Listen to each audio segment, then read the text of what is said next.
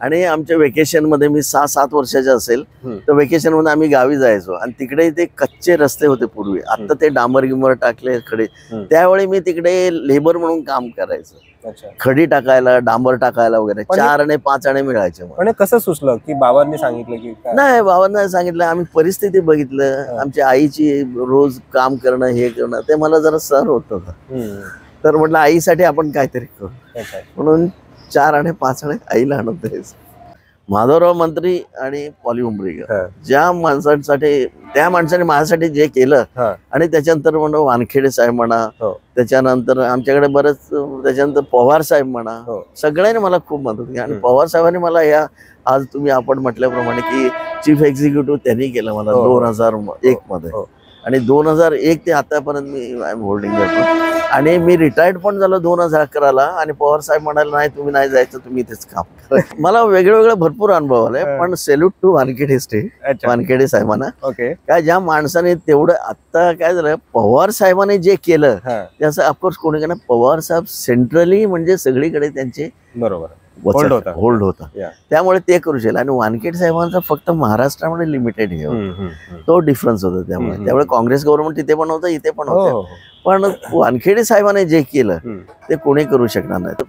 तर थोड्या लोकांनी प्रपोज केलं. आता साहेब त्यावेळी, पवार साहेब त्यावेळी आपले प्रेसिडेंट होते, अध्यक्ष होते, आणि एकट्याने प्रपोजल आणले, आम्ही तुम्हाला 15-20 करोड रुपये देऊ. वानखेडे साहेबांचं नाव बदला. पवार साहेबांनी सांगितलं ज्या माणसाने हे फाउंडेशन घातलं आणि एवढं मोठं केलं, त्यांचं नाव कदाचित कोणाचंच नाव द्यायचं ना, फक्त वानखेडे नाव राहिलं. तर मी एकदम लास्टला बसलो, का म्हणजे ऑफिस बरंच, आणि पण ते पहिला बस मला म्हणाल तुम्ही इकडे या, बोलवून बसा प्रोफेसर रवी स्वांच्या मध्ये. आणि त्याने गरवारे क्लाऊज असं तसं, सर त्यांनी काही बोलायची गरज नाही म्हटलं, मीच त्यांचं उत्तर देतो म्हटलं. त्यानं काय, मला माहिती आहे ते लोक काय सांगणार आहे आपल्याला, त्याचं उत्तर मी आताच देतो म्हटलं.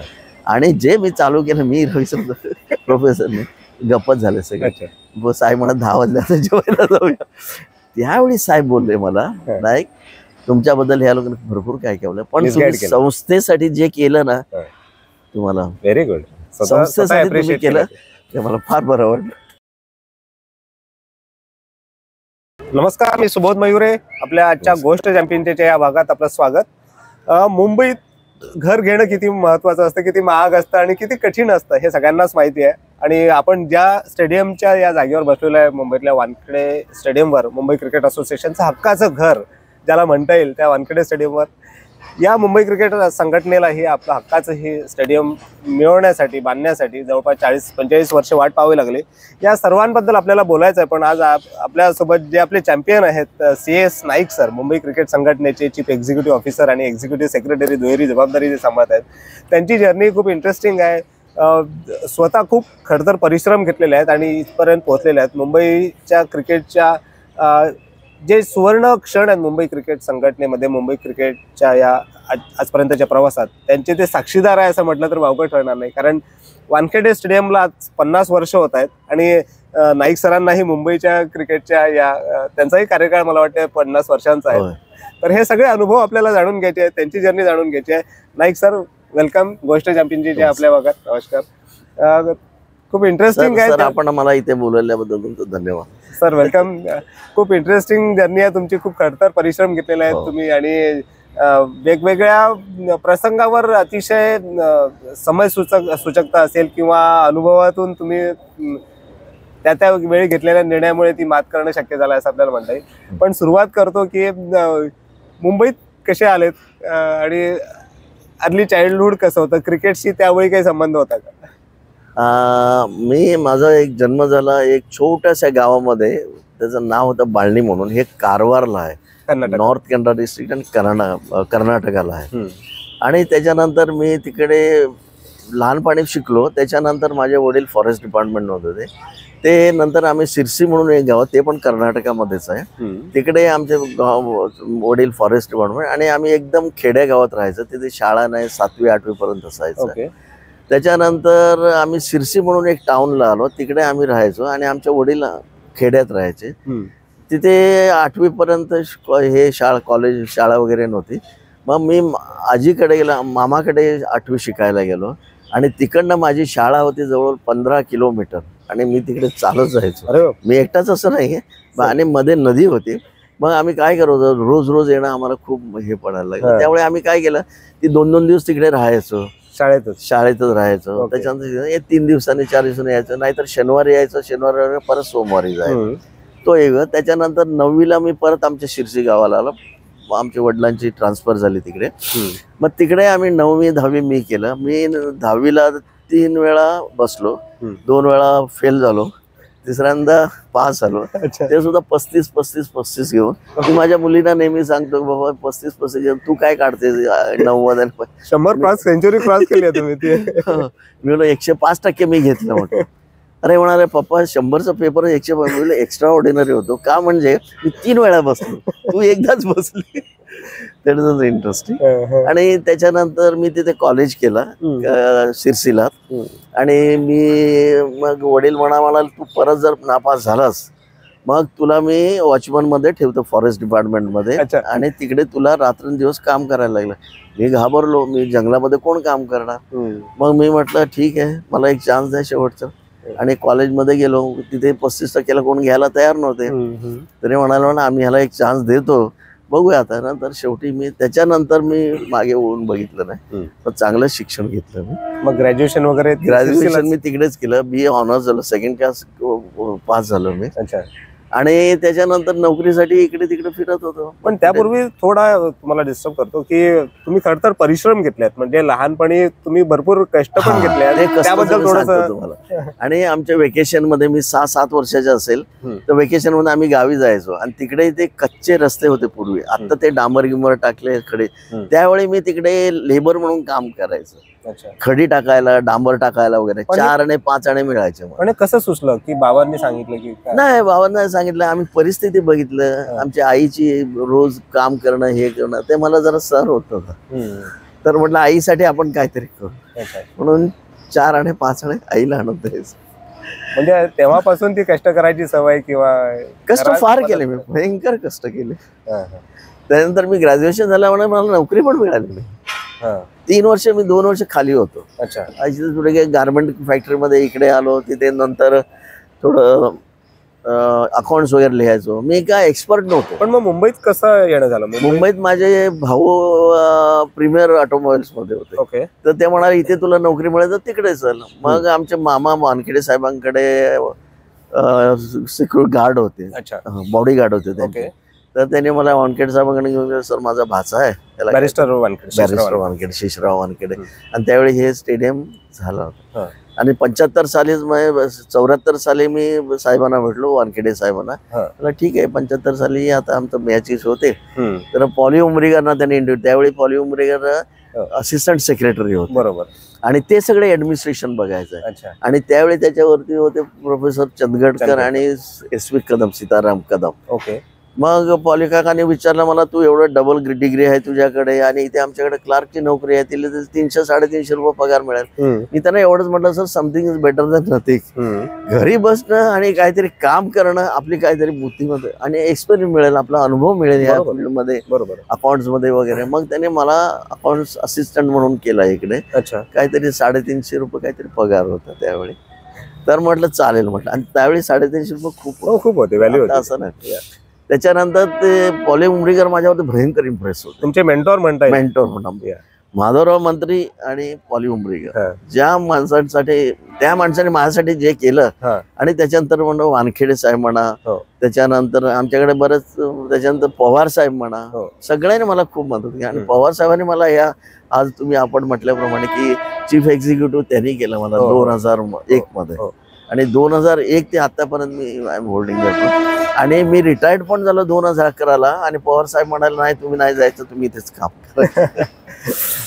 बरोबर आहे. इंटरेस्टिंग आहे सर. मला वाटतं तुम्ही जवळपास 10-11 प्रेसिडेंट झाले असतील मुंबई संघटनेचे. म्हणजे राईट फ्रॉम द वानखेडे साहेब होते 74च्या आधीपासून. त्यानंतर माधव मंत्री सर. वानखेडे साहेबांनी मला वाटतं 26 वर्ष प्रेसिडेंटशिप केली. आणि त्याच्यानंतर 1980 मध्ये 80 सालीमध्ये एक रेझोल्युशन पास केलं जनरल बॉडी मध्ये. तर त्याच्यामध्ये असं म्हटलं, ज्यांनी 8 वर्ष ऑफिस बेअर म्हणून काम केलं होतं, they have to vacate the post. आणि ते वानखेडे खूप हर्ट झालं. आणि त्यामुळे काय झालं, हे गरवारे आणि आमचे गरवारे नंतर आला, पहिला क्लब हाऊस होतं. गरवारेने 12 लाख रुपये डोनेशन दिलं. आपल्या काय पैसे पाहिजे होते की बाबा हे बांधायला, गव्हर्नमेंटने 12 लाख रुपये दिले. स्मॉल सेव्हिंग्स आणि 2 लाख रुपये दिले. स्मॉल सेव्हिंग हॉल होतं, तुम्हाला माहिती आहे. तर असे करून गोळा करून आणि सगळे त्यांनी 8 आणि 6 लाख रुपये दिले. आणि त्याच्यामुळे टाटा एंड म्हणून आणि त्याने विथ द रिझर्वेशन, त्यांचं काय रिझर्वेशन होतं, बाबा तुम्ही काहीतरी आमचं कुठेतरी नाव लिहा.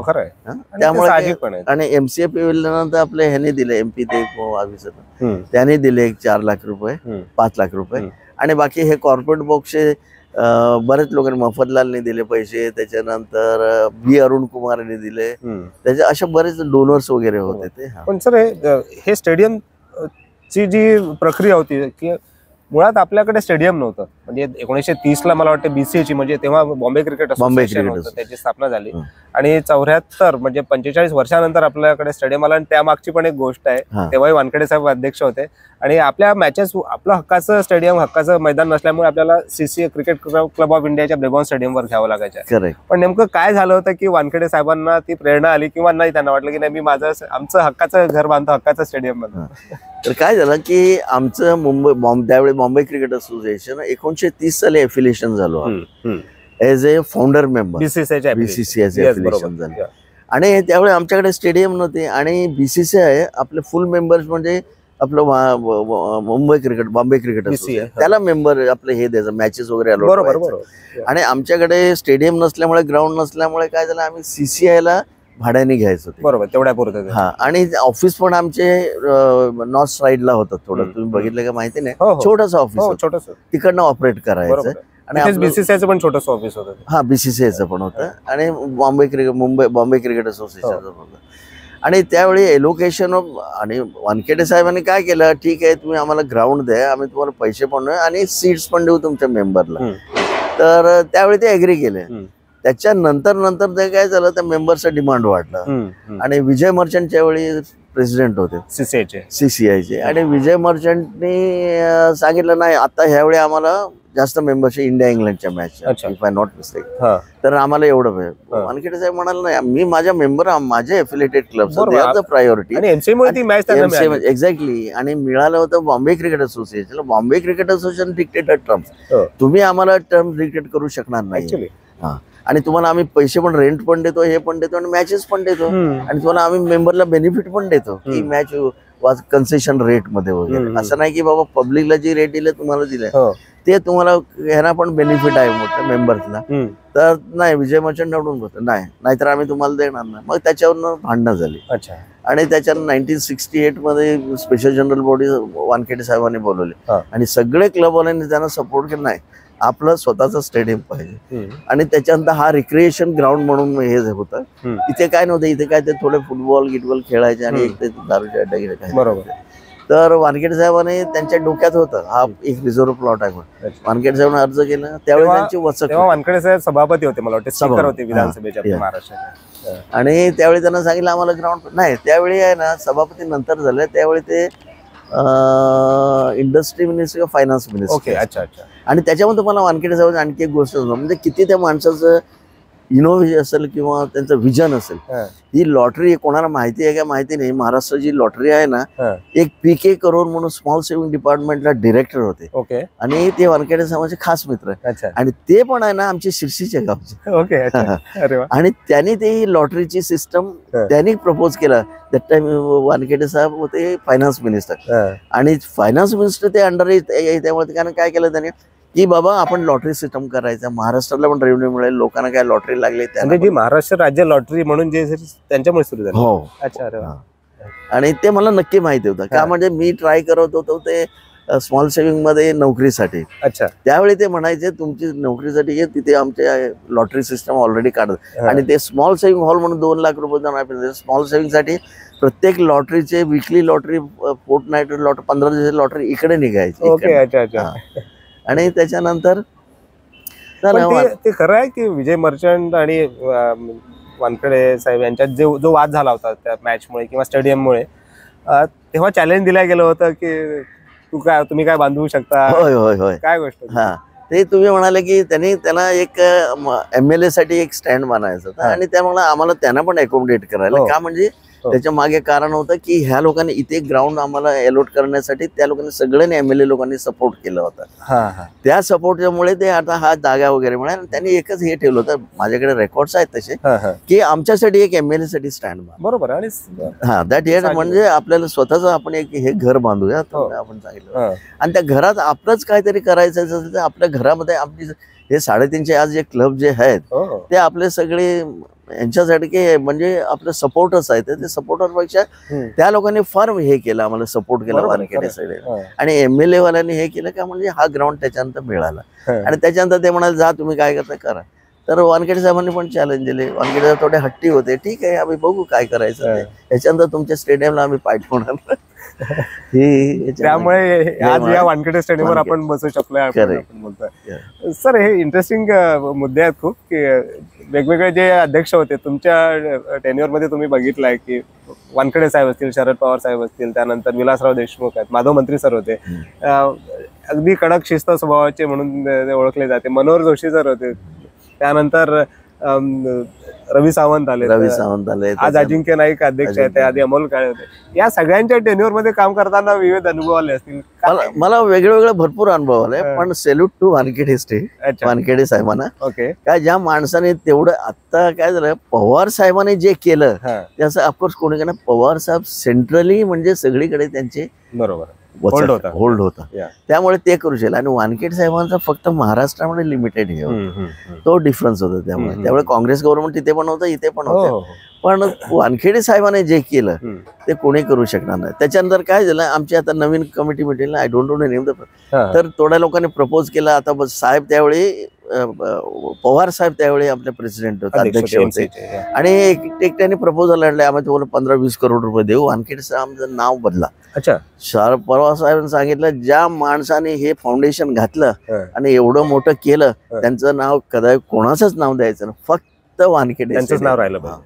त्याच्यानंतर दुसरं एक प्रपोजल होता प्रिफिक्स किंवा पहिला किंवा नंतर त्याचे काहीतरी ऍड करा म्हणून की आता किया स्टेडियम, किया वानखेडे स्टेडियम असं पण एक आला होता. मेट्रो स्टेशनला नाव दिलं तर एका प्रिफिक्स किंवा सफिक्स मध्ये आपण हे करू.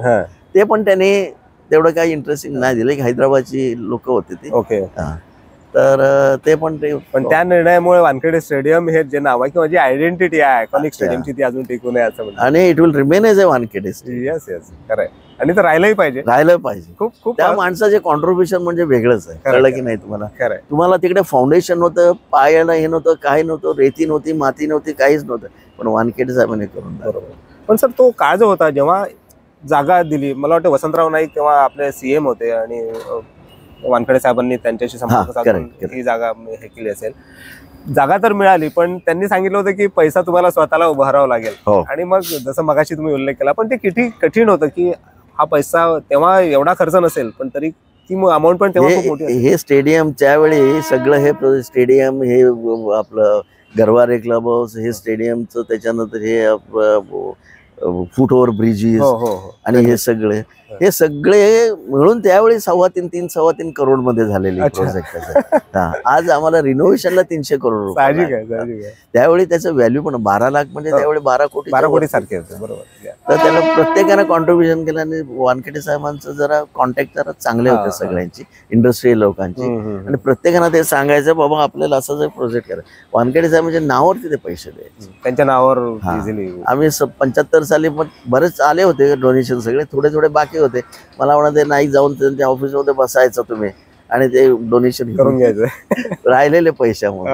आणि त्याच्यानंतर आपल्या इथे थोडे ऑफिसेस पण केले आम्ही त्यावेळी, त्यांच्याकडनं पण पैसे घेतले, जिमकांना पण पैसे घेतले 400 रुपये पर स्पीड प्रमाणे फॉर रिझर्वेशन.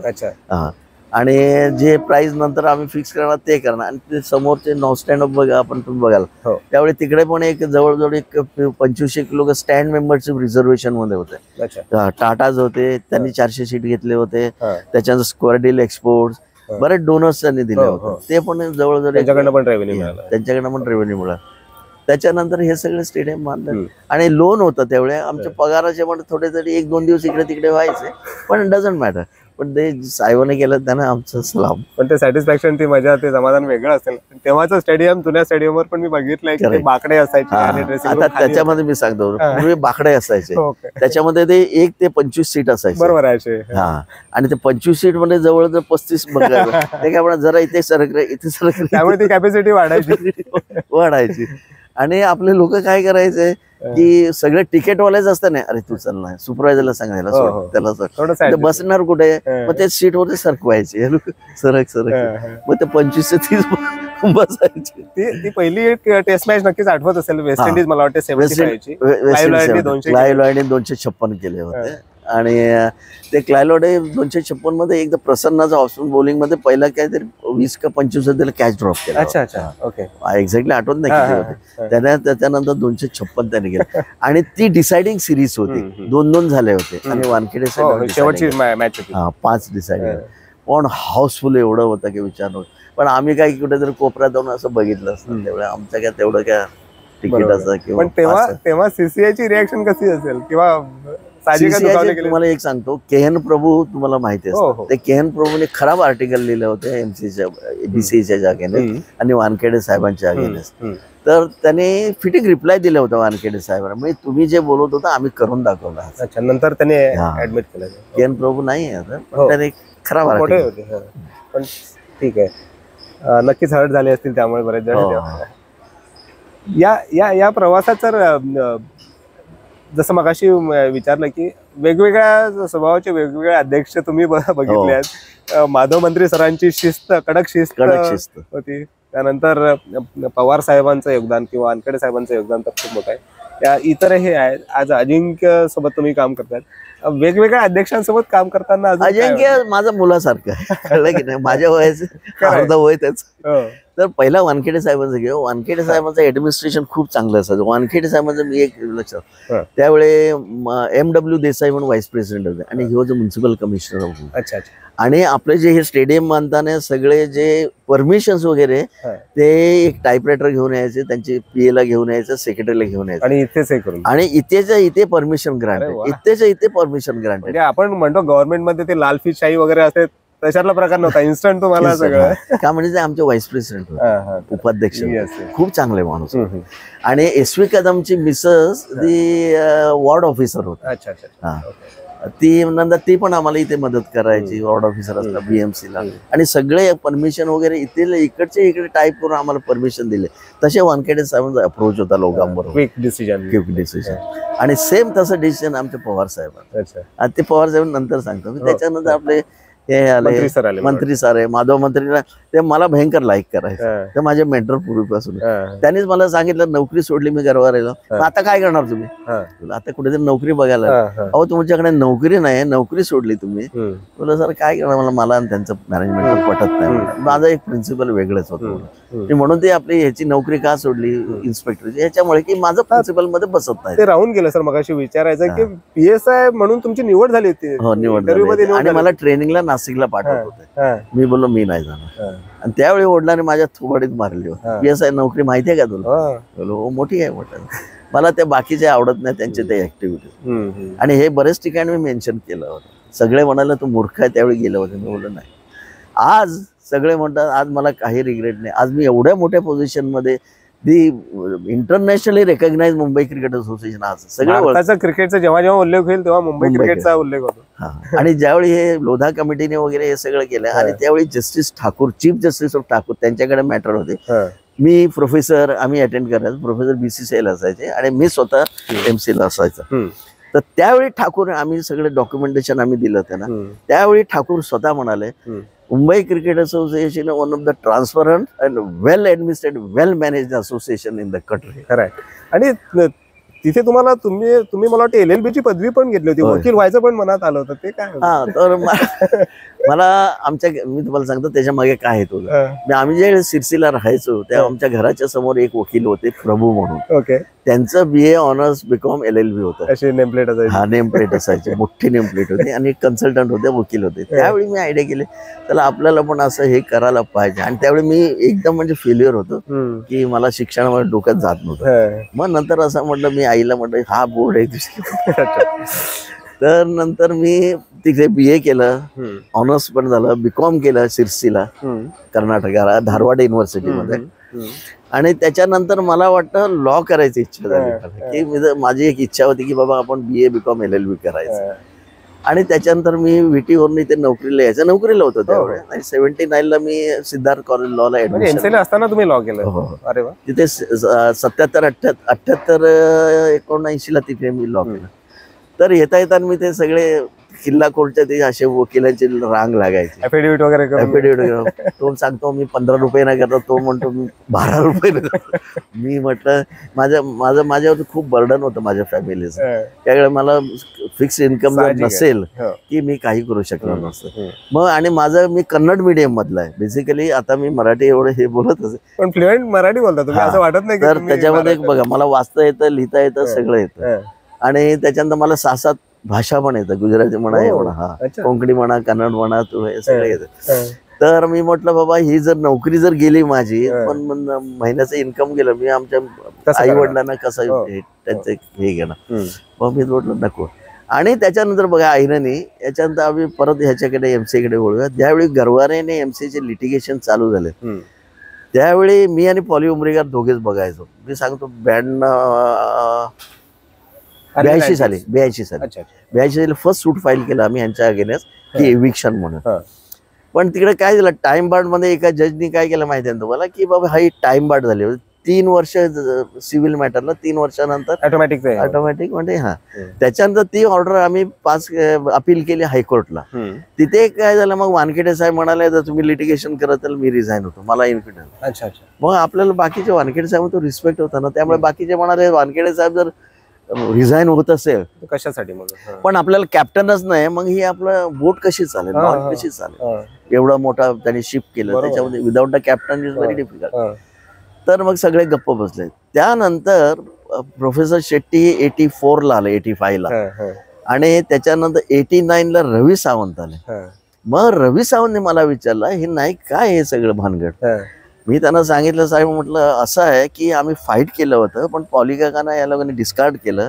हे हा फुकटचं झालं, वकिलांना पैसे देऊन वगैरे उगाच, आणि असोसिएशनचे पैसे खरा. मग मी रवी सावंतला ब्रीफ केलं आणि प्रोफेसरला, ही आमची प्रॉपर्टी आहे. आणि बघा काय असतं ते, स्वतःच्या घरात मला स्थान नाही. हो खरं आहे. आणि ते लोक 50,000 स्क्वेअर फीट मध्ये त्यांचं ऑफिस आणि क्लब, आणि मी 1800 स्क्वेअर फीट मध्ये ऑफिस, छोटस ऑफिस होतं इकडे. आणि ते म्हटलं आपल्याला काहीतरी करायला लागेल, मला सांगा काय करायचं. मी म्हणलो त्यांच्या अगेन्स्ट आपण इव्हिक्शन परत सूट फाईल करू की अनऑथराइजली ह्या लोकांनी यूज आपलं एन्करेज केलं म्हणून. ऍक्च्युअली ह्या लोकांनी एन्करेज केलं, एन्करेजमेंट होती. अतिक्रमण केल्यानंतर झालं, मग ह्यांचा बाहेर कसं काढायचं, एकच आहे की बाबा कोर्ट कचेरी करा. मग आम्ही कोर्ट कचेरीला गेलो. कोर्ट कचेरी गेल्यानंतर जे मला विषय माझा होता की लॉ LLBचा तिथे उपयोग आला, तर त्यांनी मला सांगितलं हे सगळं तुम्ही बघायचं. आणि मला रवी सावंतने लिगल आणि अकाउंट्स मॅनेजर केला, सगळं बघायचं. आणि मला इंटरेस्ट होता. मी इव्हन कोर्टामध्ये पण जायचो, फक्त एकच कोर्ट माझं मॅटर बघायचं नाही, माझं कोर्ट लगेच येत नव्हतं, मग दुसऱ्या कोर्टामध्ये ऐकायचं जावं, त्याचं नॉलेज. मग रवी सावंत त्यांना आणि प्रोफेसर शेट्टींना आणि बाळ मादळकर होते, त्या लोकांनी सांगितलं की नाईकला आपण हे करतो आणि नाईक जे सांगतो आपल्याला ऐकायला लागेल असं म्हटलं. आणि रवी सावंत अजूनही म्हणतात हे जे आपण आता एवढं मोठं हे सक्सेस झालं, हे नाईकच्या ते एन्सायक्लोपीडिया जे डोक्यात असतं ह्याच्या. आणि त्यांनी मला एक असं डॉक्युमेंट दिलं, विचारा तुम्ही, एक असं डॉक्युमेंट दिलं, ते कोणाला माहिती पण नव्हतं. मी काय म्हणते खूप स्टडी केली होती ह्याच्या, आणि एवढी स्टडी केली, रात्र बसायचो मी. त्याच्यानंतर आम्ही बरेच लिटिगेशन झाले, हे झाले ते झाले. नंतर पवार साहेबांना सांगून हे गरवारे क्लब कमिटीने सांगितलं, तर प्रवीण गांधी, तर सुरेश मेहता, हा एकच माणूस करतो, बाकीचे 22 लोक गप्प बसतात. अरे म्हटलं साहेब, म्हटलं मी एकटा कसं करणार, कमिटी मोठी आहे की मी मोठी, मी नोकरी करतो साहेब. नाही म्हणे तुम्हीच करता. आम्हाला बोलवलं एकदा सगळ्यांना तिकडे, सगळी कमिटी होती. तर साहेब चीफ मिनिस्टर होते आणि ह्यांचे प्रेसिडेंट होते गरवारे, आणि म्हणाले की तुम्हीच नाईक कोण आहे, मला ओळखत. मी मागे बसलो होतो आणि एवढी AC फुल होती, मला तिथेच घाम फुटला. नमस्कार म्हटलं, नाईक आहे. तर सर चेहरा डोळ्याने डोळे घालून बघत ते असे म्हणतात हे सगळं लिटिगेशन तुम्ही करतात म्हणून. तर तेवढाच प्रोफेसर आणि रवी सावंत सर ते कशाला घेणार, आणि आपल्या ते एम्प्लॉई आहेत. आणि मनोहर जोशी सर होते आमचे प्रेसिडेंट. नाही ना, त्यांचा काही संबंध नाही. आम्ही त्यांना सांगतो काय करायचं, पण सर म्हटलं आमचं रिॲक्शन असतं, ऍक्शन त्यांचं असतं आणि आय टू रिॲक्ट ना. नाही तर ते उठत सांगणार ते इथे बसू नको, तिकडे बसू नको, ह्या सगळ्यांनी एन्करेज केलंय म्हटलं, अतिक्रमण केलंय म्हटलं. माझी प्रॉपर्टी, माझं घर, आणि तुम्ही सांगा तुम्ही घरातल्या बाहेर जा. तर नंतर नाही नाही म्हणे आपण काय ते सेटलमेंट करायचं. आणि जस्टिस पेंडसेन, जस्टिस दुधातकडे ते मॅटर होते. मग ह्या लोकांनी त्या मीटिंगमध्ये एक काहीतरी एमओयू बनवलं, आम्हाला दाखवलं नाही. हा, आणि दुसऱ्याची डायरेक्ट जाऊन टेंडर केलं हायकोर्टला, डिव्हिजन बेंचला. मी आमचे काउन्सिल होते हे रफिक दादा. रफिक दादा मी आपण म्हटलं सर हे आम्हाला कन्सल्ट नाही केलं त्याने, it is one way traffic आणि इट इज युनिलेटर, सगळे करतात म्हटलं, we are not accept it, म्हणजे आम्हाला दाखवा. मग ते ओपन केलं आणि दादांना, जजनी दादांना दिलं. त्या लोकांनी डायरेक्ट जजेसना दिलं होतं. तर दादाने वाचलं, दादाने सरळ सांगितलं it is one side, will not accept it, will go argue out the matter. आपल्याला ह्याच्यामध्ये पडायचं ना, will not go with any of the arbitration or something. नंतर झाली अशी लिटिगेशन आणि त्याच्यामध्ये मला एवढं लिगल नॉलेज मध्ये, अजूनही मी लिगल मध्येच आहे अजूनही. तसा पहिला अकाउंट्स विसरायला लागले, आणि त्याच्यानंतर हे सगळे प्रेसिडेंट म्हणजे सगळ्यांनी रिस्पेक्ट केलं. पण सर म्हणजे शरद पवार साहेबांची आणि तुमचं जे पहिले इंटरॅक्शन होते ते बीइंग एमसी प्रेसिडेंट नव्हते, ते गरवारे जे प्रेसिडेंट म्हणून तुमचे पहिले इंटरॅक्शन. आणि ते 2021ला त्यांचं हे झालं प्रेसिडेंट.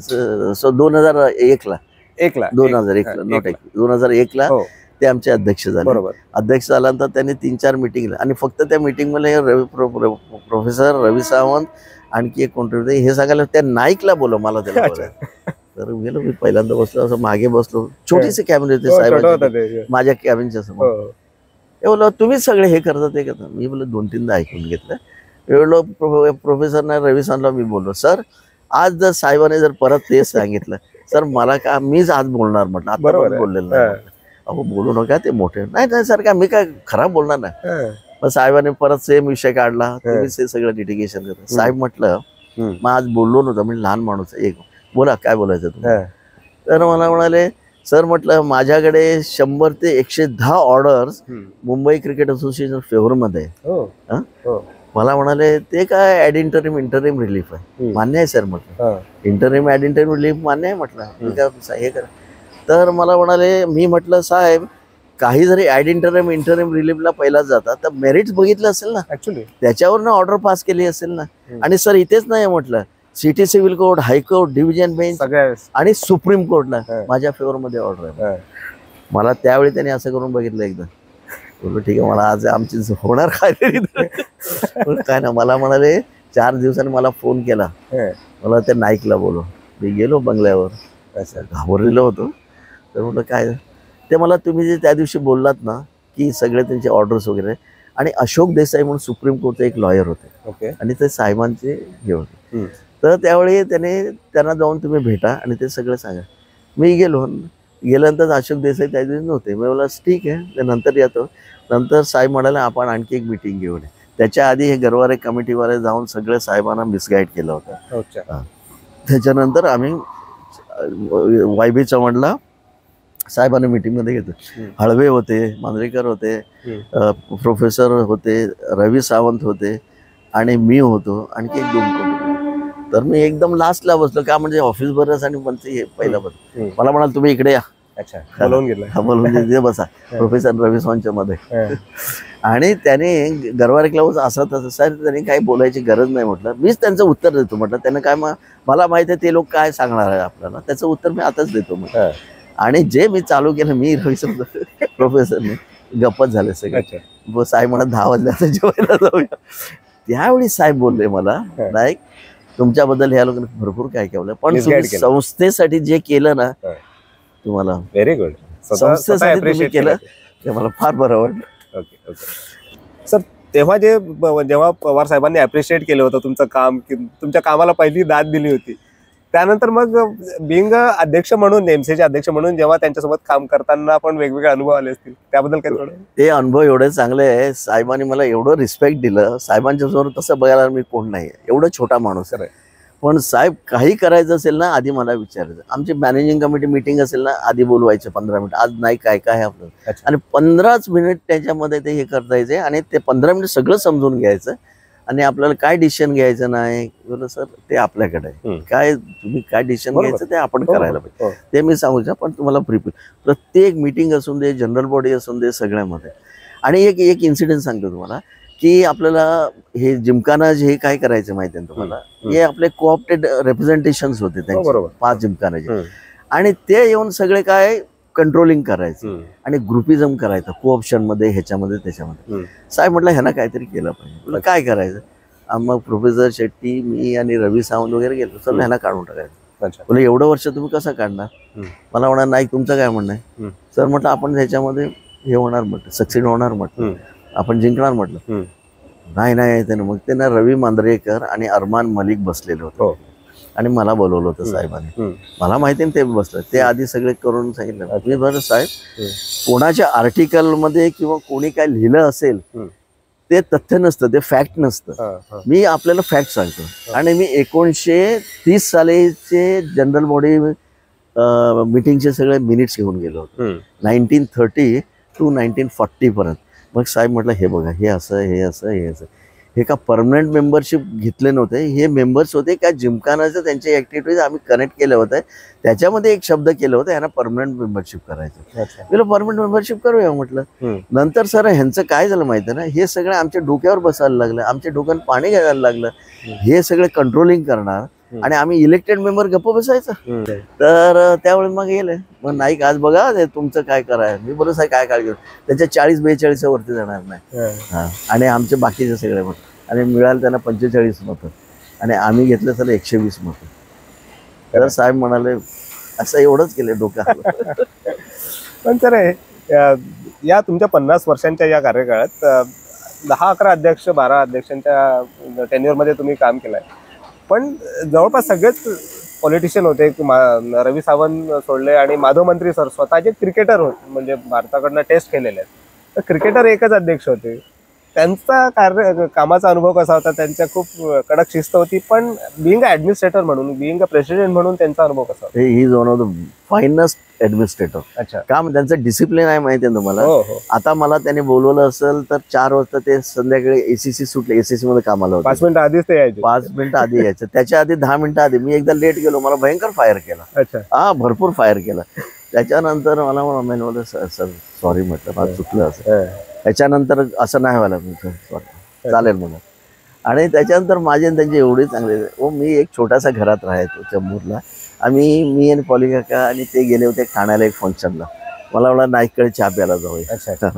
आणि छोटंसं घर, मला असं बघितलं एकच रूम होते, म्हणजे एक रूम एक किचन होते. चेंबूरलाच राहायचे. चेंबूरला. तर तिकडे असं बघितलं. सर म्हटलं मी आयुष्यामध्ये ह्याच्या रीतीने काय पैसे कमवले, त्यामुळे माझ्याकडे काय एवढं काय पैसा मोठा नव्हता म्हणून एवढं मोठं घर घेऊ शकलो ना. पण मग sir I know regret sir, आपल्यासारखे एवढी मोठी माणसाचं चरण लागले पायचं. मी म्हटलं खूप खुश आहे म्हटलं. आणि त्याच्यानंतर मी BCCI मध्ये पॉली काका 86 मध्ये एक्झिक्युटिव्ह सेक्रेटरी म्हणून गेलो. बरोबर. तर त्याच्यानंतर त्यांनी मला अकाउंटसाठी मला बोलवलं पॉली काकाने आणि माधवराव मंत्री परत ट्रेझरर पण झालं. 86 to 97 11 वर्ष मी BCCI मध्ये पण काम केलं ऍज अ ऑनररी. 300 रुपये मला पासला द्यायचे ते रेल्वे पास. मी बोललो साहेब मला काय नको, मी इथे नोकरी करतो ना. हे माझ्या प्रिन्सिपल बसत नाही, इकडे पण करायचं. BCCI हे बऱ्याच जणांना माहित नसेल कदाचित. नाही माहित नाही. आणि मी इकडचं ब्रांच अकाउंट पुरा मी बघायचं आणि दर स्टेटमेंट हे करायचं. 300 रुपयाचा मला पास द्यायचं. मी बोललो ठीक आहे सर मला पैसे नको, ट्रॅव्हलिंग साठी ठीक आहे. आणि 11 वर्ष मी त्यांच्याबरोबर काम केलं. आणि पॉली काकांचे आमचे घरचे संबंध खूप होते. आणि पॉली मंत्री म्हणा बोलले ते माझे मेंटर आहेत, ते माझे देव आहेत. आणि त्याच्यानंतर आले आमचे पवार साहेब. त्यानंतर मला त्याच्यानंतर आपले मनोज जोशींचं ऍडमिशन वगैरे चांगलं आहे. पण ते काय करायचं तिकडे थोडं ग्रुपिझम होत होतं. तर मनोज आता तुम्ही करून टाका ते यायचे कमी, काय म्हणजे CM असल्यामुळे पण होते. पण गुड ऍडमिनिस्ट्रेटर. पण एकदा बोलले होते की AGM ला तुम्हाला माहिती आहे का, माहिती आहे सगळीकडे गोष्ट चालली होती ते म्हणाले एजीएम चालू झाली, सगळे मॅटर घेऊन चालू. शेवटी एक म्हणाले, मी जगाचं सगळं पॉलिटिक्स खेळू शकतो, पण MCAचं पॉलिटिक्स मला अजूनही कळलेलं नाही. आणि आता लोक बरेच म्हणतात ह्या माणसाने 50 वर्ष कशी का पॉलिटिक्स केलं, म्हणजे तिकडे म्हणतात आमदार होणं सोपं आहे, पण इकडे मॅनेजिंग कमिटी मेंबर होणं टफ आहे. आणि आता आमचे लोक म्हणतात या नाईकने 50 वर्ष कसं खेळलं. त्यानंतर मला वाटतं विलासराव जास्त टेन्युअर थोडं कमी होतं, पण फार सोबर माणूस. एवढं म्हणजे ते पण तसंच करायचं, नाईक आपल्याला काय करायचं मला सांगा, एवढं ते सेम स्टाईल ऑफ पवार साहेब. आणि त्या माणसांनी पण त्यांचं पण कॉन्ट्रीब्युशन खूप आहे. पवार साहेब ज्यावेळी मंत्री असताना विलासराव देशमुखने आम्हाला तो प्लॉट दिला होता BKC, आपण अकॅडमी केली होती. आणि त्यावेळी तुम्हाला मी सांगतो, साहेब असताना तो प्लॉट रिझर्व्ह होता. साहेबांना सांगितलं आपण, आणि तुम्हाला मी सांगतो 48 तासामध्ये त्या विलासरावांनी तो सँक्शन केलं प्लॉट. आणि सांगितलं MMRDA कमिशनर, आम्ही 8 दिवसात MMRDA कमिशनर बरोबर हे केलं, एग्रीमेंट केलं. आणि साहेबांनी म्हणून सांगितलं. आणखी एक तुम्हाला इंटरेस्टिंग गोष्ट सांगतो साहेबांची. तर हे आता जे आम्ही ऑफिस आहे ना, क्रिकेट सेंटर, तिकडे एका माणसाने एक मोठा आर्टिकल छापला, आय डोंट नो नेम हे. तर म्हटलं हे खंजर भूताटके आहे इकडे, भूत बंगला. मला साहेब आले त्या दिवशी सकाळी, मला माहिती नव्हते येणार होते. मला म्हणाले नाही इकडे खाली. गेलो, हे काय सर? म्हटलं हे इंडोर क्रिकेट अकॅडमी आम्ही करणार होतो, आणि पॉली काकांचं एक स्वप्न आहे म्हटलं, पॉली उंबरेकर. तर काय होत नाही, कारण आपल्याकडे पैसे नाही. तुम्हाला मी सांगतो त्या माणसाचं ऍक्शन बघा. फोन लावलं त्याने, विजय एक बिल्डिंग बांधायचा 4 मजले, आणि बिल्डिंग आहे ना 6 महिन्यात कम्प्लीट झाली होते. विजय शिर्के. हा, आणि मी तुला पैसे पण मिळणार नाही. अच्छा. हा, आणि मी समोर उभा. साहेब म्हटलं विदाउट विजय शिर्केला मी सांगितलं तुम्ही त्याच्यावर फोन करा आणि हे सगळं कॉर्डिनेट. आणि त्या माणसाने, आणि त्यावेळी साहेब BCCIचे पण प्रेसिडेंट होते नाईक, ते मला BCCI हेडक्वार्टर्स करायचे. आणि ते BCCI हेडक्वार्टर्स साहेबांमुळे झालं आज. आणि आज बघा किती मोठी बिल्डिंग झाली. MCAच्या ऑफिस मध्ये BCCIचं हेडक्वार्टर ते त्यांना पाहिजे होतं. मला मुंबईला हेडक्वार्टर पाहिजे, एक जे आधी कोलकाताला होतं. विले पार्ल्याला कुठली तरी जागा बघितली होती, दुसरं कोणाला तरी इंटरेस्ट असेल का माहिती. तर तिकडे त्याने हे केलं. नंतर म्हणाल नाही BCCI हेडक्वार्टर्स इथेच होणार, वानखेडे साईड होणार. त्याच्यानंतर लोकांनी प्रयत्न केला इकडनं शिफ्ट करायचं, साहेबांनी काय सोडलं नाही. आणि त्यांनी 8 का 7 महिन्यामध्ये एक पैसा पण घेतला नाही. नंतर BCCI आम्ही 7 करोड रुपये घेतले, पहिला मधला दुसरा मधला, आणि ते पैसे त्यांना दिले नंतर. पण त्याने अजूनपर्यंत पैसेच मागत नव्हते, ते काय नाही. आणि साहेबांनी सांगितलं नाही. आणि त्याच्यानंतर तो तिसरा वेळा आम्ही गेलो, 2007 मध्ये आम्ही गेलो, आणि BCCI ऑफिस 2006 मध्ये आले ते लोक.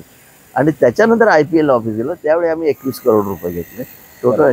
आणि आपण ह्या कंडिशन मध्ये घेतले. आमची जी लीज आहे 2018 पर्यंत, त्याच्याबरोबर आम्ही ते सगळे ऍडजस्ट करणार इयरली 21 करोड रुपये. आणि ऍट द एंड ऑफ 2018 माझं हे संपलं, त्याच्यामध्ये इज बिकम 0. अच्छा, नील झालं. आता ह्याच्यानंतर आम्ही त्यांना परत एग्रीमेंट करणार, आणि रेंट आणि लीज एग्रीमेंट, लीज रेंट घेणार. तर या टप्प्यात या स्टेडियमवर तुम्ही खूप असे महत्वाचे क्षण अनुभवलेले आहेत की 2011चा वर्ल्ड कप असेल, गावस्कर सरांच्या मोठमोठ्या इनिंग्स असतील, किंवा असे अनेक किस्से असतील. आपण T20 वर्ल्ड कप जिंकून आलो होतो तेव्हा इथेच आपण सगळ्यांचं फेलिसिटेशन केलं होतं. आता 2023ला T20 वर्ल्ड कप जिंकलो पुन्हा, तेव्हा पुन्हा टीम इकडे झाली होती. अशा घटनांमधल्या कुठल्या घटना, किंवा लहानपणाचा सचिन तुम्ही बघितलं असेल खेळताना? सचिन आणि हा विनोद एवढीशी मुलं होती, तर त्यांचं गेम बघायचो मी तिकडे. पण कधी कधी याचे हॅरिस गॅलचेला वगैरे, त्यावेळी बघा तेवढं काय मला हे प्लेयर वगैरे ओळखतात. पण ज्यावेळी इथे खेळताना त्यांना सचिन अजूनही कधी कधी मला सर आम्ही एवढंच होतं, एवढेच आठवणी. हा, पण एक गेम मला त्यावेळी दिलीप वेंगसरकर रडले होते, हरियाणा विरुद्ध फायनल 91. दॅट वॉज अजून 1 रन दॅट वॉज. सुनील गावस्करचे किती तरी, अजूनही सुनील गावस्कर ते मी अकाउंट्स वगैरे बघायचो ना त्यावेळी म्हणा, आणि ते मामा सह्या करायचे, ते नेहमी म्हणायचं हे माझे हे ते सांगतो तर मी तिथे सही करतो. आता ते कधी ते म्हणा मी कुठे सही करू, चेक आणलेस का, अजूनही म्हणतात कधी कधी. ठीक आहे, आठवण. एक इन्सिडेंट तुम्हाला मी सांगतो, पण आमच्या मुंबईचे प्लेयर्स किंवा मी साऊथवाला आहे म्हणून सांगितलं, पण त्यांचं वागणूक आणि त्यांचं थिंकिंग आणि त्यांचं इंटरॅक्शन विथ द पब्लिक आहे ते फार चांगलं आहे. मी का महाराष्ट्रीयन किंवा मराठा म्हणून सांगितलं, पण मी नॉर्थवाल्यांचं बघितलं. एकच तुम्हाला इन्सिडेंट सांगतो. आफ्टर द वर्ल्ड कप 1983 इथे मॅच होती. कुठली मॅच मला आठवत नाही. टेस्ट मॅच झाला होता मला टेस्ट वेस्ट टेस्ट मॅच होती. Narendra Tamane was a team manager आणि वांगणकर हेमंत लोकल मॅनेजर. तर माझं काय काम होतं, मी विंग अकाउंटंट, मी सगळ्यांना पैसे वगैरे फीस त्यांचे 16,800 रुपये त्यावेळी फीस होती. फिगर माझ्या डोक्यात. पण सगळ्यांना कॅश द्यायचो आम्ही. सगळ्यांचे दिले. एकटा म्हणाला मी सही नाही केलं. I will not sign. If you don't sign ना so I will not pay you. पाकिट घेतलं त्याने. No I will not sign. Sorry sir, I will not allow you go out of this dressing room. इथे खाली dressing room होतं. मी तुम्हाला dressing room मध्ये बाहेर जायला देणार नाही, नाहीतर माझा 1 वर्षाचा पगार आहे सर. तुमचं सही आणि सगळं म्हणणार का याची सही नाही, तू पैसे कुठे. बरोबर. शेवटी नरेंद्र तामाणे म्हणाले तू गप्पच करतो काय. नरेंद्र तामाणे तिकडे गेले आणि त्यावेळी त्या प्लेयरने काय म्हटलं माहितीये ना, मान लिया वो आदमी को. ऍडमिट केलं. मान लिया वो आदमी को. मग नंतर येऊन हा हेमंत आला, हे घे बाबा तुझी सही करून आणली. काय मेहरबानी केली का त्यांनी, म्हटलं पैसे घेतलं तर मग काय तर करायलाच पाहिजे. आणखी एक प्लेयर होता, तो पण नॉर्थचा. तो इथे पुण्याला वन डे खेळला आणि त्याच्यानंतर इथे वन डेला आला. तिथे तो खेळला होता आणि वन डेला तो 12वा पर्यंत. आणि तिने तिकडनं त्याने एअरफेअर क्लेम केलं. मला इकडे म्हणाल मला मेरे को एअरफेअर देतो. मैं बोलो मेरे को उधर से कन्फर्म करना पडेगा. आपने उधर क्लेम केलं होतं. हा. तर नंतर मला कळलं त्यांनी केलेलं ना, मैंने किया ही नाही तो. मग त्यावेळी मग सांगितलं ह्याला तुम्ही पत्र लिहा, असं काय फॅक्स करा. त्यावेळी फॅक्स होता की ह्याला नाही एवढं करणार. मग फॅक्स त्याला दुसऱ्या दिवशी दाखवलं. आपले नाही मेरे को याद नाही यार. पण तर आंतरराष्ट्रीय स्तरावर तर भारतानं मुंबईनं अनेक दिग्गज खेळाडू दिला. म्हणजे त्या काळात तर भारताच्या 11 मधले 6-7 जण मुंबईचे असायचे. हो, पॉली उमरेकर त्यावेळी चेअरमन होते सिलेक्शन. त्यावेळी फार त्यांचं क्रिटिसिझम आला की तुम्ही गुलाम परकर आणि सुरू ऐकलं कसं हे. पण तेवढाच ताकदीने मुंबईचा संघ पण समोर येत होता. 42 वेळास आपण रणजी करंड जिंकला. गेल्या वर्षी तिथे आपण विदर्भाला अंतिम सामना हरवलं होतं.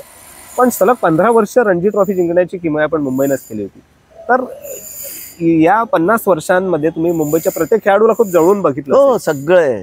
तर काय वाटतंय की या मुंबईच्या खेळाडूंकडे असं वेगळं काय आहे की रणजी ट्रॉफी म्हणजे मुंबईचंच नाव त्यावर हमखास कोरलेलं असतं. नाही, तसं बघायला गेलं त्यांचं डेडिकेशन, बेसिकली त्यांचं डेडिकेशन आणि त्यांची ऑनेस्टी, सिन्सिअरिटी आणि लॉयल्टी बेसिकली ते मुंबई सोडून म्हणजे मुंबईला म्हणजे काय असं काय नाही ना. मुंबई म्हणजे खडूस. आम्ही करून दाखवणार म्हणजे ते दाखवणार. त्यावेळी बघ आता काय क्रिकेटमध्ये फार पैसा झाला.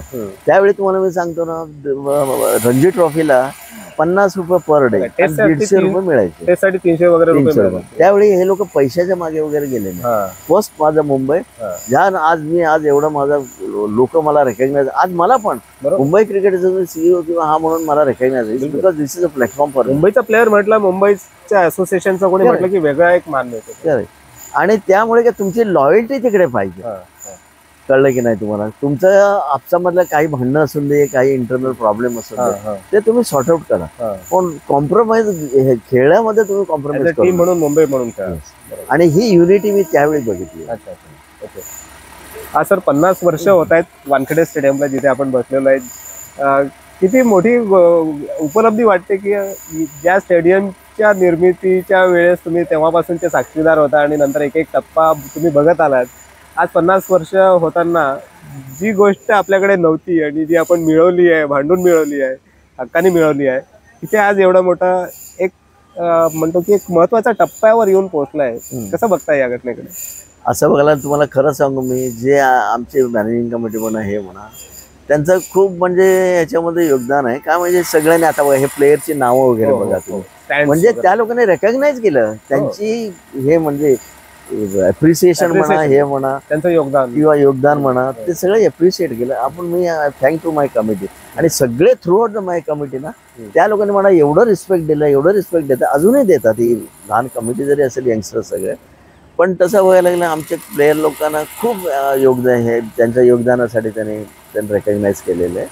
त्याचं एक मोठं मला हे जाता जाता एक शेवटचा या टप्प्यावर प्रश्न विचारतो की या टप्प्यावर तुम्ही मुंबई क्रिकेट संघटनेकडनं किंवा मुंबई क्रिकेट खास करून क्रिकेटर्सकडनं, कारण क्रिकेटर्समुळेच ही संघटना खूप मोठी झालेली आहे असं म्हटलं तर वावगं ठरणार नाही, क्रिकेटर्सकडनं काय अपेक्षा करताय की येणाऱ्या पिढीकडून आणि त्यांना काय सांगू इच्छिता? येण्याच्या वेळी मी एकच सांगतो, येणारी पिढी पण आहे ना की फक्त त्याने त्यांच्या इन्स्टिट्यूट जिथून तो मोठा झाला, जेवढा मोठा झाला, त्याला दे शुड बी लॉयल, म्हणजे त्यांची लॉयल्टी तिथे पाहिजे.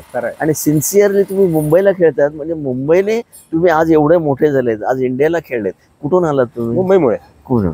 ही जी भूमी जी आहे ना, त्या ह्याच्यातनं तुम्ही एवढं वरती आलात, तर ते तुम्ही विसरू नये. ही मातृभूमी आहे, कर्मभूमी आहे, काही पण म्हणा, जन्मभूमी आहे, काही पण म्हणा, ते विसरू नये. आणि आता काय असतं तुम्हाला, आता मी बरेच वेळा मी पण बरेच फंक्शनला वगैरे जातो, शाळेचं आहे आमच्या, आणि मी शाळेचा एक अध्यक्ष पण आहे, चंबूर कर्नाटक स्कूल कॉलेज. तुमचा एक क्लब पण चांगली कामगिरी करतोय, नॉकआउट मध्ये वगैरे खेळतो. तर तिथे पण मी एकच सांगतो, तुम्हाला डिसिप्लिन पाहिजे. जर माणूस जर डिसिप्लिन असेल, तो एवढा मोठा माणूस होता ना, तुम्हाला कोणी हात धरू शकणार नाही. या डिसिप्लिन आणि इनडिसिप्लिन मध्ये फार तुम्ही काळजी घेतली पाहिजे. आणि आपल्या समोर भरपूर उदाहरणं पण आहेत. उदाहरण ते आपण करायचं, पण त्याने ठरवावं. आणि दुसरं एक म्हटलं, आपणच स्वतः मोठा क्रिकेटर, आपणच स्वतः सगळं कळतं मला. आता आपल्याकडे थोडे मेंबर्स आहेत, आपणच स्वतः, ते स्वतः तुम्ही ठरवायचं नसतं, लोकांनाही तुम्ही ठरवलं पाहिजे. आता तुम्ही सेंचुरी मारल्यानंतर लोक ठरवा, अरे काय सेंचुरी मार, तुम्ही सांगायचं अरे बघ मी सेंचुरी मार. आणि आजच्या कालच्या माझे लहान क्रिकेटर्स आहे, जे बडिंग क्रिकेटर्स होतं, त्यांना कुठे 50 मारले, 30 मारले, त्यामुळे अरे मेरा 30 मारा उसको लिया, 50 मारा उसको नाही लिया. अरे तो 30 कोणाच्या अगेन्स्ट मारले, कशा परिस्थितीवर. आणि विकेटमध्ये बघा, त्याने 5 विकेट गेले, ह्याने 10-8 घेतले, तर आता 8 विकेट तुम्ही कोणाच्या विरुद्ध घेतल्या, त्याच्या अगेन्स्ट कोणा, 5 विकेट कोणाच्या विरुद्ध घेतले, हे सगळे जे त्यांनी विचार केला पाहिजे. आणि नुसतं हे पेरेंट लोकांचं वगैरे इन्व्हॉल्वमेंट खूप असतं आजकाल, त्यामुळे तो एक बंद केला पाहिजे. आणि आता हे लहान जे प्लेयर्स आहेत, आमच्या शाळेचे पण प्लेयर्स, आडव्या तेवढ्या करी मग तुम्हाला IPL खेळायला जायचं, तुम्हाला पैशाच्या वगैरे नाही, तुम्ही फक्त टेक्निक. सुनील गावस्कर बघा, दिलीप वेंगसरकर बघा, रवी शास्त्रीला एवढं इथे हाय हो करायचे लोक, अरे हो जा ना बाबा तू, खेळायचं ना, टुकू चालू असायचं. ते 6-6 आठवतात, तिलक राजला मारलं होतं, त्यांना भेटलं, मला अजूनही आठवण करतात. आणि सुनील म्हणा, रवी म्हणा, दिलीप सर माझ्या, रवी बोललं, एकदा आम्ही ताज लँडसँडला BCCIचं फंक्शन होता, त्यामुळे मी त्यांनी लांबून बोलले ए नाही का, ते सगळं तिकडे बघायला लागलं. आठवण ठेवतात सगळेजण. नक्की सर, खूप इंटरेस्टिंग झाली ही चर्चा आणि खूप मजा आली तुमची जर्नी जाणून घेण्यासाठी. खूप खडतर परिश्रमातून तुम्ही हे साध्य केले. आणि मुंबई क्रिकेट संघटनेमध्ये काम करायला मिळते, एवढ्या मोठ्या संघटनेत, यापेक्षा मोठी गोष्ट असू शकत नाही मला वाटतं. आणि तुम्ही खूप मोलाचा सल्ला दिला आजच्या पिढीसाठी की ग्राउंडेड राहा. माधव मंत्री सरांनी जी शिस्तीचा जो धडा घालून दिलाय तो जर पाळला तर तुम्ही पण. तुम्हाला एकदम माहिती आहे, सुनील गावस्कर 5 मिनिटं लेट आलं, त्याला बाहेर काढलं. बरोबर आहे, सच्चे डिसिप्लिन. हा, त्यांच्यावर मी दर 1 सप्टेंबरला मी त्यांच्या घरी जायचो. अच्छा, मला एवढा पुरणपोळी खा, हिंदू कॉलनी, पुरणपोळी एक त्यांना विश करायला. येस, नक्कीच. पुन्हा एकदा सर धन्यवाद. असे बरेच किस्से आहेत, तसं सांगायला गेलो आपण एक दुसरा पण भाग करू ज्यामध्ये आपण अशा अनेक गोष्टी आहेत की ज्या तुम्ही सांगू शकतात आणि ज्याचा खास करून क्रिकेटच्या या जनरेशनला उपयोग होऊ शकेल, जे क्रिकेटचे जाणकार आहेत. आणि एक तुम्हाला सांगायला विसरलो, पवार साहेब ज्यांनी taken over as a president, त्या पहिला प्रेसिडेंट असं होतं, त्याने क्रिकेट इम्प्रुव्हमेंट कमिटी ऍक्च्युअली खूप महत्वाची बाब होती. आणि त्यांना सांगितलं, दिलीप सरांनाच तेव्हा नाही, हे होते माधव आपटे होते, माधव आपटे, दिलीप, चांगले मोठे क्रिकेट. त्यावेळी त्यांचं विजन बघा की हे क्रिकेटचे आम्ही ऍडमिनिस्ट्रेशन फक्त हे करण्यापेक्षा क्रिकेटिंगचं इंडिपेंडंट बॉडी करा तुम्ही, आणि त्यांचे जे सजेशन्स आहे ते आपण इथे इम्प्लिमेंट करा. क्रिकेटिंग मॅटर मध्ये इंटरफिअर नको, आणि त्यांना इंडिपेंडंट बॉडी करू. बरोबर. आणि त्याच्यानंतर बाकी सगळे बरेच असोसिएशनचे हे क्रिकेट इम्प्रुव्हमेंट जवळपास सगळ्याच असोसिएशनने अनुकरण केलंय, तो एक त्यांचा मोठा योगदान. आणि पवार साहेबांचं योगदान म्हणजे काय, रात्री यायचे, बघायचे क्रिकेट हे. त्याच्यानंतर PIL झालं, लिटिगेशन झालं, ते पण मी बघायचो. तर त्याच्यानंतर मला सकाळी जायचो दिल्लीला, संध्याकाळी परमिशन घेऊन यायचो. सगळे पवार साहेब, सगळे वेस्टर्न रेल्वेचे ममता बॅनर्जी होते, ते आमचे फुटओव्हर ब्रिजेस आहे ना, ते लोक आम्हाला काम करायला देत नव्हते. ते काम करायला देत नव्हते, पण साहेबांनी फोन केला, साहेब असंच आहे, तुला या उद्या. आणि तो चेअरमन कोणता सरदार होता, त्यांनी सांगितलं आत्ताच्या आता तुम्हाला मी सांगतो 3 वाजता मी गेलो, 4 वाजता साहेब आले आणि त्यांच्या चेअरमन मी बसलो होतो. ते लेटर टाईप करून ठेवलं होतं, त्याच्यासमोर सर इसमें कुछ करेक्शन चाहिए तो बोला हम कर दे, बोला नाही. असे साहेबांचे नक्कीच हे काम करून घेण्यासाठी तेवढा धाक असलेली व्यक्ती पण पाहिजे असते, पवार त्यामुळे साहेब होते. वेगळेच होते. आणि त्यांचं ऍडमिनिस्ट्रेशन खूप चांगलं. त्यामुळे बीसीसीआय मध्ये असेल, आयसीसी मध्ये असेल, मला वाटते पेन्शनची जी हे आहे, पेन्शनचं पण त्यासाठी आणखी एक त्यांनी- बोलतो मी. जे आयसीसी चेअरमन होते ना, हो. त्यावेळी त्यांना 15-15 लाख रुपये काहीतरी मिळाले. हो. त्यांनी जेवढे 2 वर्षात किती जेवढे त्यांनी पुंजी होती ना, ती त्याने आम्हाला एमसी ला आणून दिलं. नाईक म्हणा एक कॉर्पस करा Correct. आणि एक छोटे छोटे मुलं जी त्यांचे डिझर्विंग असतात, कोणाकडे अफोर्ड करू शकत नाही, हो हो ते त्यांच्यासाठी त्यांच्यासाठी तुम्ही स्कॉलरशिप द्या. बरोबर. आणि कोणाला कसं सिलेक्ट करायचं ते सिलेक्शन कमिटी डिसाईड, Correct. ते पण केलं. नाही, एक विजन वेगळं होतं. म्हणजे पॉलिटिशियन जरी असले तरी क्रिकेटसाठी, खेळासाठी काय वेगळं आपण करू शकतो. वुमन्स क्रिकेटला कोण विचारलं? हो. 2008 जे मर्जर झालंय वुमेन्स क्रिकेटचं त्यासाठी तेच काढलं. बघा ना, खरं. त्यांचं मोठं योगदान आहे. क्रिकेट बद्दल त्यांच्या नक्की सर, खूप विषय आहेत गप्पा करण्यासाठी. आपण दुसऱ्या भागात पुन्हा एकदा भेटूया. Yes yes. पुन्हा एकदा धन्यवाद. आपण आपली जर्नी, Thank you. आपल्या गोष्टी शेअर केल्या त्याबद्दल. मला खात्री आहे की आजच्या आपल्या चॅम्पियनची गोष्ट आपल्याला नक्कीच आवडली असेल, कारण यामध्ये त्यांचा प्रवास आहे, मुंबई क्रिकेट संघटनेचा प्रवास आहे, मुंबई क्रिकेट संघटनेनं जी मोठी मजल गाठलेली आहे त्याबद्दल सांगितलेलं आहे. आणि आपण आवर्जून या सर्व हा जो इतिहास आहे त्या इतिहासाची पुन्हा एकदा उजळणी करायला, आणि त्याबद्दल तुम्हाला नक्कीच आनंद वाटेल. आज इथेच थांबूया. पुढील रविवारी पुन्हा भेटूया एका नव्या चॅम्पियनसह. तोपर्यंत नमस्कार. नमस्कार.